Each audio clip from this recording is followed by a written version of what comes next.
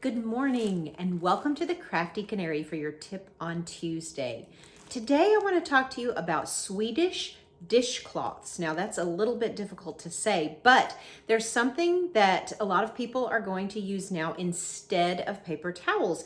And I want to talk to you about my experience with them and the pros and cons versus using paper towels. Now, about 5 months ago, we decided to go to these instead of buying paper towels. We're cutting back on our budget on some of the grocery items, and we decided to stop buying paper towels and use these Swedish dishcloths. And these are the ones that we purchased online, and they come in a pack of 10 and were fairly inexpensive, under $10 for the 10. So less than $1 a piece for these Swedish dishcloths. And you can buy them with a much fancier print that you can buy them anywhere from, less than $1 a piece to $6, $7 a piece. So it varies in price range as to how much the Swedish dishcloths cost. But I read today that one Swedish dishcloth will replace on average about 17 rolls of paper towels. So even if your dishcloth costs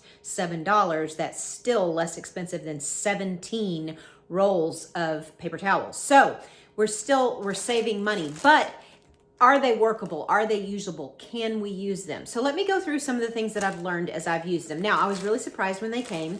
They're kind of hard. So let's do sort of an unboxing. Let me open up the package here for you and show you what we've got. So really what it looks like is a rectangular, very thin sponge, honestly, kind of a cross between a dishcloth and a sponge. And that's really what a lot of the manufacturers say it is. It's a cross between a cloth and a sponge because it's made from cellulose and cotton, mostly the cellulose, but scrap cotton. So cotton threads that would have been too short to use for anything else and would have just been waste, and they've been made into this. They're 100% compostable, so when you do use it up and it's no longer good anymore, you can actually put it in the compost instead of putting it in the trash, and we have less waste, and so it will compost. If you don't keep a compost bin, you might find a friend who does, or find somewhere that you can donate it to a garden that does compost, because that really is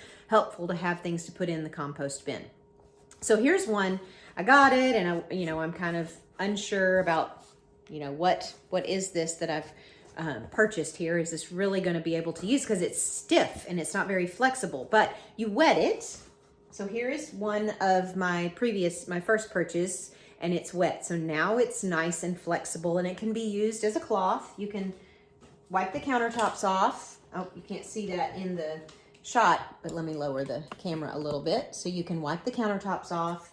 You can do pretty much anything you would do with a dishcloth, but can you use it like a paper towel? Obviously, I can't dry my hands with it. So what I did for that, because we used a lot of paper towels to dry our hands, but that is very wasteful because it's one use. You dry your hands, you toss them in the trash. So we keep a lot more dish towels out. So we're using a lot more, washing a lot more. So that's a little bit of a cost trade-off there because we're using more energy with the washing machine, but it's not really creating a whole extra load just in my dish towels because there's only 3 of us in the house. So we keep dish towels kind of circulating throughout the week so that because they get wet with lots of people using them to dry off dishes, to dry off hands. And I'm a little bit of a germaphobe, so I don't want to take a dishcloth that people have been using to dry their hands and then use it to dry clean dishes. So I'll frequently trade it out just to make sure that I'm sanitary and that I'm not passing germs, especially during flu and cold season. We don't want to spread germs. So that's one alternative one trade-off that I had to do as far as paper towels go.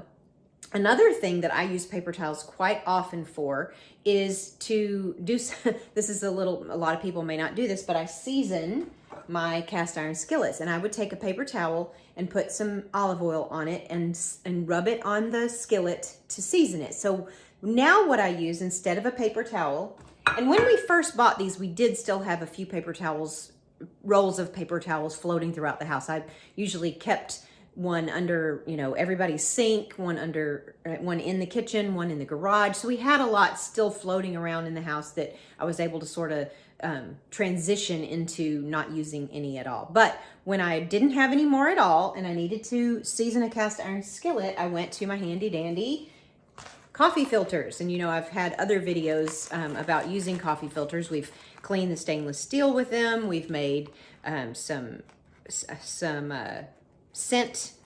air fresheners out of them. So, you know, really I'm gonna go, I can't get these two apart, but I'm gonna go ahead and use two because a lot of times these are thinner than paper towels. So you might end up using two. Now, I have had this thing of coffee filters. It's a, I believe 200 pack.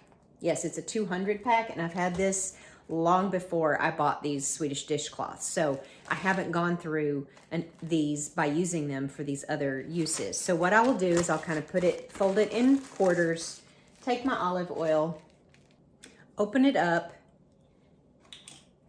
put a little bit on my coffee filters, and then I'm just going to take my cast iron skillet and rub it on there to season it. And it will go on almost as well as it would with a paper towel. This is one of the things that I would say is a little bit of a con. I would much rather have a paper towel to do this, but it works. It's still going on there. It's still seasoning it. To me, more of the olive oil absorbs into the coffee filter than it did on a paper towel. So it feels like I'm not getting as much oil onto the skillet as if I had a paper towel to rub it onto. So another thing that I formerly used paper towels to do is to drain things that you've cooked in grease. Now, I don't fry a lot, but I do cook bacon, and my husband likes to do French fries, and we do fried squash and okra in the summer. So I would take a paper towel on the plate that I'm transferring all of the bacon or the greasy food onto. So let me show you what I do instead of having a paper towel on that plate. Here's my bacon on my coffee filter. So I just put 3 coffee filters on the plate and put the bacon after I cooked it, and see, it's absorbing up the grease like a paper towel would, maybe even more, because like we talked about with the olive oil and trying to season my skillet, it absorbs more oil into the coffee filter than it would into a paper plate. So maybe it's even a little bit better. Now, another option you can use is parchment paper. I wouldn't suggest going out and buying parchment paper for this because it is more expensive than the coffee filters, but if you already have it, you can use it in a pinch. Again, I wouldn't advise it because it is more expensive, and the coffee filters are going to be pennies on the dollar, and this is going to be much more expensive. The one thing I think I was the most skeptical about was cleaning glass and mirrors with these Swedish dishcloths. I thought, something wet, how is that not going to streak the glass? But I will show you that it really doesn't. Now, at first it looks like it, and I don't know how much you'll be able to tell with the light behind the glass door, but I'm just going to clean it like I would with a paper towel.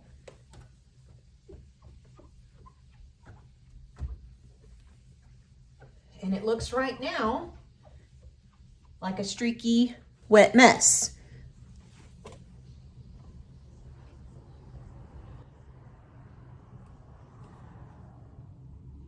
But when it dries, it will dry without all of those streaks. So we'll come back and look at it in just a second. So here is the glass after it's dry. And I will say that in the cold weather, something like this that's exposed to the cold might streak a little bit more. So if you see a couple streaks, that's probably why, but you can help it along with a clean towel. Even after it's dry, by kind of drying up those streaks, kind of like polishing silver, and see that just a beautiful glassy shine. Now, I opened my package of bacon on this counter, so of course I don't want to have a lot of meat yucky on my counter and spread germs. So I've got my antibacterial cleaner and my Swedish dishcloth, and I'm just going to spray and wipe it up like I would with a paper towel. So I get that nice and clean. And now I'm going to want to put this in the wash. I don't want to use it again because it's got that cleaner on it. It's got bacon yuck on it. So we want to wash it. And with these, you can throw it in the washing machine with your towels, or you can put it on the top rack of your dishwasher. But you want to either dry it flat, or what I do is hang it dry. Let me show you how I do that. I wash mine in the washing machine with my towels, and when they come out of the wash, I get them and I hang them on these pinchy hangers. So I can hang 2 on one hanger and hang them on a curtain rod that's hung across the top of my washing machine. So I just hang them up there to dry. They don't take long to dry. You will notice doing it this way, they kind of dry a little bit wavy. And probably if I dried them flat, they wouldn't be that wavy, but that's not really a big deal to me that they're wavy. And the way I store them, I have a napkin holder that I'm not using paper napkins anymore either, so I'm not using this as a napkin holder. So I store my Swedish dishcloths in here. I'm put them all the same direction. You know me, gotta be nitpicky about it. So I just put them in the holder and I keep them right by my sink. You could put them in the jar with your dishcloths. You can put them in the drawer with your dishcloths, not the jar. You could put them in a jar, but you could put them anywhere that's handy for you. These are just some tips and ideas that I have. So I hope that that tip has helped you to kind of decide if Swedish dishcloths are something that you would like to try.